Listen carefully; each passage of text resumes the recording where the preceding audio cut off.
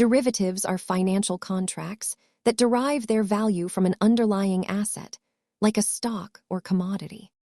Think of a derivative as a side bet or a contract that tracks the price of something else. The global market for these contracts is massive, often reaching trillions in notional value globally. Common types include options, futures, and swaps, which allow investors to hedge risk or speculate on price moves. Unlike buying a stock where you own a piece of a company, a derivative is just a contract tied to a price. Investors generally use these tools for two main reasons: hedging to protect against losses or speculating on future price changes. Remember, these are powerful tools for managing risk, but they can also amplify losses if you do not understand the mechanics. Thanks for watching.